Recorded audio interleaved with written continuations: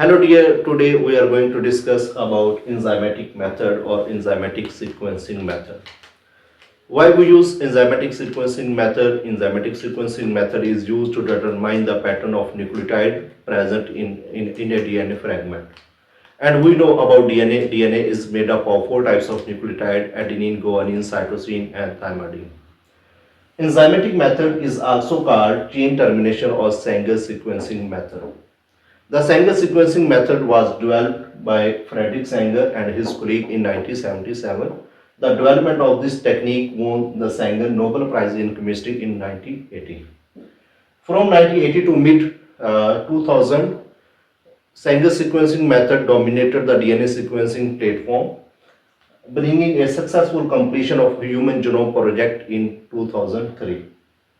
Although this technique has been replaced by next generation sequencing, it is still today used for smaller scale projects. We see the requirement of enzymatic sequencing method. The first requirement of this method is DNA, which is unknown. We don't know about nucleotide pattern present in this DNA fragment. DNA is double stranded DNA, so we convert this double stranded DNA into single stranded DNA by using sodium hydroxide or by increasing the temperature. After denaturing this double stranded DNA, we use this single stranded DNA for sequencing in this method or in this study. The second requirement of this method is DNTPs and DDNTPs. First of all, we should know about what is the difference between DNTPs and DDNTPs. DNTP is consist of three components. First one is base, second one is ribose sugar, and the third one is phosphate. At the 3 end carbon of ribose sugar carry hydroxyl group, but in case of DDNTP, there is no hydroxyl group at 3 end carbon of ribose sugar. The ribose sugar lacks hydroxyl group at 3 end carbon.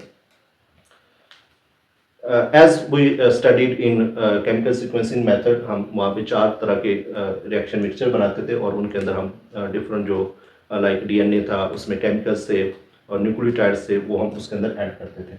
तो यहाँ भी हम 4 reaction tubes लेंगे और उनके अंदर हम 4 DNTPs जो हैं वो हर ट्यूब्स के अंदर ऐड करेंगे. One of each DDNTP is added in each tube like जो हमारे पास ट्यूब 1 है उसके अंदर हम DDATP ऐड करेंगे, सेकंड ट्यूब के अंदर DDCTP ऐड करेंगे, DDTTP थर्ड के अंदर एंड फोर्थ के अंदर. तो हर ट्यूब के अंदर एक स्पेसिफिक जो हमारे पास DDNTPs है वो हम ऐड करेंगे. These DDNTPs are radioactively labeled and also cause termination. That's why we say the enzymatic sequencing method also called chain termination method. The third requirement of this method is DNA polymerase. DNA polymerase is used to add nucleotide in a newly growing chain, also called sequenase. So this sequenase is artificially or is an engineered E. coli DNA polymerase 1 enzyme, which is also known as clinofragment. This enzyme sequenase is obtained by removing the first 323 amino acid of polypeptide chain of 5 and to 3 and by using exonuclease enzyme. This sequenase enzyme is used to copy the template DNA. The fourth requirement of this sequencing method is DNA primer. We know DNA polymerase cannot initiate replication without DNA primer. DNA primer basically provide hydroxyl group at 3 end carbon, as we see in DNTP. Here is hydroxyl group is present at 3 end carbon of ribose sugar.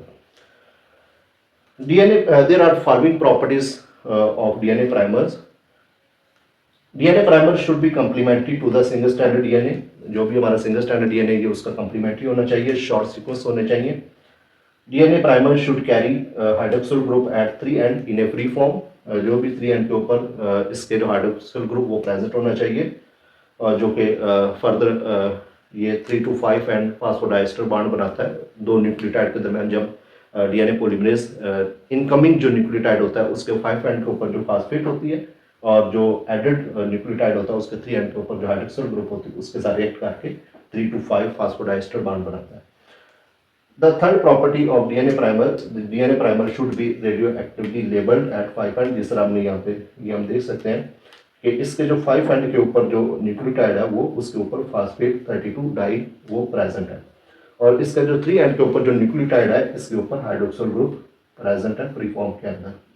अब जो भी नया nucleotide आएगा उसके 5 end के ऊपर जो phosphate होगी और 3 एंड के ऊपर जो हाइड्रोक्सिल ग्रुप होगी, ये दोनों रिएक्ट करेंगे और इस तरह से 3 and to 5 and phosphodiester bond बनाएंगे।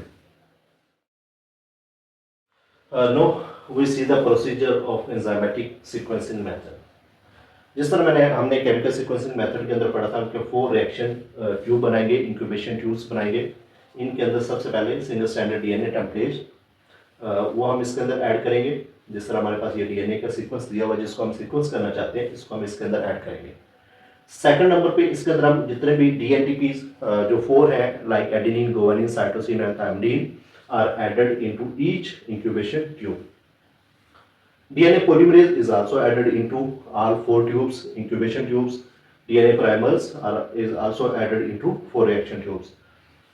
Single stranded DNA, DNTPs, DNA polymerase और DNA primers, जिस तरह TAG, P32 इसके 5 एंड के ऊपर radioactive label dye present है, इसको हम 4 रिएक्शन ट्यूब्स के अंदर ऐड करेंगे। उसके बाद हम 4 ट्यूब्स बनाएंगे और इनके अंदर जो DDNTPs हैं वो हम एक ट्यूब के अंदर एक स्पेसिफिक DDNTP ऐड करेंगे। हम 4 जो DDNTP है वो हम इसके अंदर ऐड नहीं करेंगे। मिसाल के तौर पे हमारे पास जो ट्यूब 1 है इसके अंदर हमने DDGTP ऐड किया है और जो ट्यूब 2 है इसके अंदर एडेनिन ऐड किया, DDATP और DDCTP और DDTTP। हमारे पास 4 DDNTPs थे और उनको हमने 4 ट्यूब्स के अंदर रिस्पेक्टिवली ऐड कर दिया। और after adding DDNTPs, synthesis proceed until DDNTPs is incorporated into DNA strand, which lead to termination due to lack of 3 and hydroxyl group are making 3 to 5 and phosphodiester bond।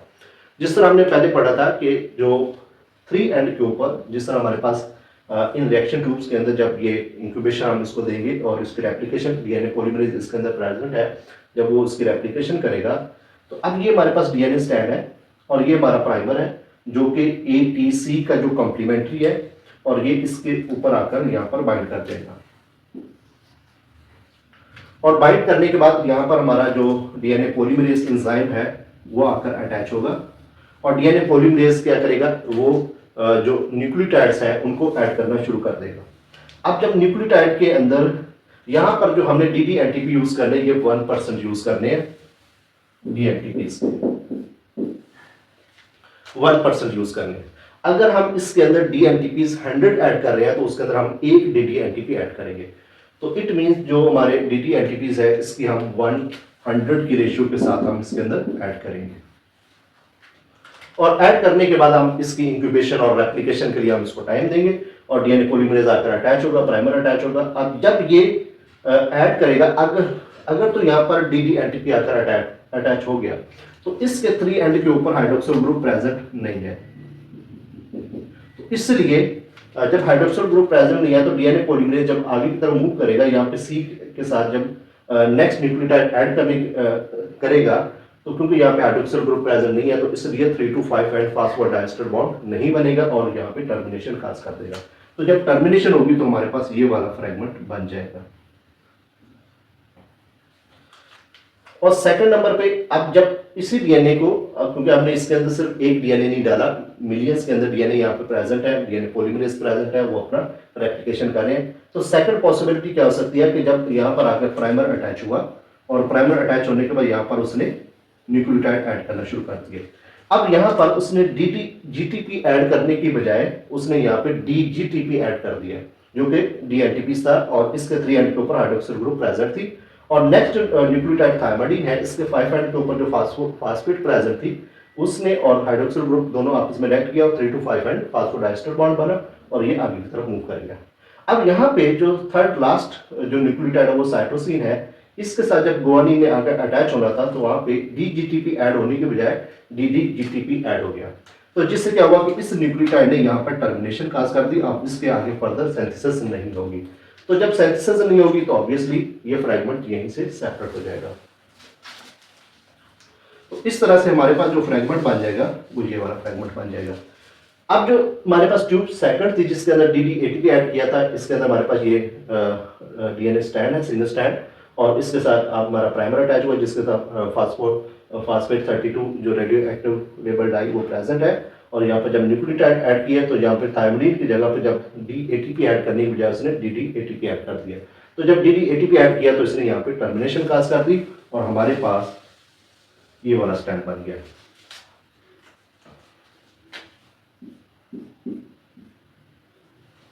और इसी तरह जो हमारे पास third tube थी जिसके अंदर DDCTP हमने add किया था और वहां पे उसने जो गुआनिन है जो कि ATC इसके साथ आके हमारा TAG प्राइमर अटैच हो गया, देन गुआनिन थायमिडीन, और जब साइटोसिन ऐड होना था तो यहाँ पे DNTP की बजाय DDNTP ऐड हो गया। तो यहाँ पर इसने टर्मिनेशन क्रॉस कर दी। तो हमारे पास जो फोर्थ ट्यूब थी इसके अंदर हमने DTP ऐड किया था और इसने यहाँ पर टर्मिनेशन काज कर दी और यहाँ पर टर्मिनेशन काज कर दी। तो इस तरह करके ये जो DDNTPs है ये ड्यूरिंग रेप्लिकेशन जब DNA पॉलीमरेज अपना न्यूक्लियोटाइड ऐड करेगा तो वहां पर वो DNTP ऐड करने की बजाय कोई DDNTP ऐड कर देता और वहां पे टर्मिनेशन काज कर देता है। तो इस तरह से हमारे पास डिफरेंट साइज के जो फ्रेगमेंट्स हैं वो इन 4 ट्यूब के अंदर बन जाएंगे। तो after all this in fifth step we perform gel electrophoresis. In gel electrophoresis we subjected these reaction mixture into 4 wells respectively. Like first well है इसके अंदर हमने DDGTP जिसके अंदर हमने ऐड किया था, इसका जो रिएक्शन मिक्सचर वो सारे का सारा हम इसके अंदर ऐड कर देंगे। और जो हमारे पास सेकंड वेल है इसके अंदर हम सेकंड ट्यूब का जो रिएक्शन मिक्सचर है उसको ऐड कर देंगे और थर्ड का थर्ड के अंदर और फोर्थ का फोर्थ के अंदर ऐड कर देंगे। और उसके बाद हम जब इसको जल रन करेंगे तो जल रन करने के बाद जो जल है ये पॉलीइक्रिलामाइड जो जल है वो इसके अंदर हम यूज करेंगे और इसको हम रन करेंगे। जिस तरह हमें पता है कि DNA जो है उसके ऊपर नेगेटिव चार्ज होता है और ये नेगेटिव से नेगेटिव को रिपेल करता है। यहाँ पर भी नेगेटिव चार्ज प्रेजेंट होता है और इस जगह पे प्रेजेंट होता है, पॉजिटिव चार्ज होता है और नेगेटिव चार्ज को रिपेल करेगा जिससे क्या होगा कि डिफरेंट साइज के जो फ्रेगमेंट्स होंगे वो सेपरेट हो जाएंगे। तो यहाँ पर जो स्मॉलेस्ट फ्रेगमेंट होगा वो ज़्यादा क्विकली मूव करेगा अवे फ्रॉम द वेल और जो लार्जेस्ट फ्रेगमेंट होगा वो जो हमारी वेल होगी जहाँ से DNA मूव करना शुरू करेगा, यहाँ पे DNA डाउनवर्ड मूव करेगा।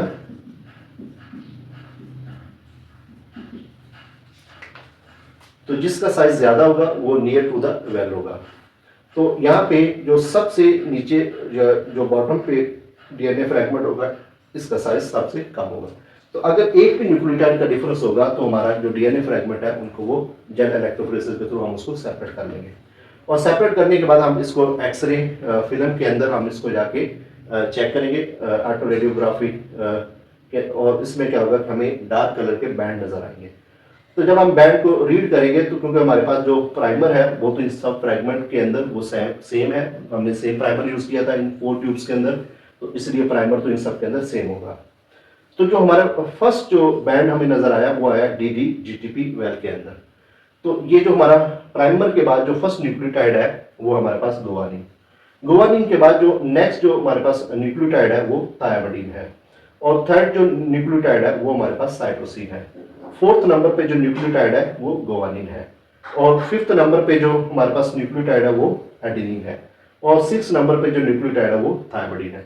इस तरह से हम 3 to 5 एंड जो है हम इसको रीड कर लेते हैं, guanine, thymidine, cytosine, guanine, adenine and thymidine. Then the last step of this method is read the sequence of newly synthesized DNA that is complementary to the template. तो ये हमारे पास टेम्पलेट था और ये न्यूली सिंथेसाइज्ड DNA है और जिसके अंदर फर्स्ट ये जो हमारे प्राइमर है ये तो हमें नोन था, हमें पता था और उसके बाद जो न्यूक्लियोटाइड है उसका सीक्वेंस जो कि कंप्लीमेंट्री है to the template sequence GTCGAT। तो इन दिस वे जो हमारे पास अननोन DNA सीक्वेंस था या अननोन DNA फ्रेगमेंट था उसको हमने एंजाइमेटिक सीक्वेंसिंग मेथड के थ्रू हमने उसके जो न्यूक्लियोटाइड से उसको हमने आइडेंटिफाई कर लिया, उनको हमने डिटरमाइन कर लिया। तो ये है एंजाइमेटिक सीक्वेंसिंग मेथड जिसको हम यूज करके किसी भी अननोन DNA फ्रेगमेंट को उसके जो न्यूक्लियोटाइड्स हैं उसको हम डिटरमाइन कर सकते हैं।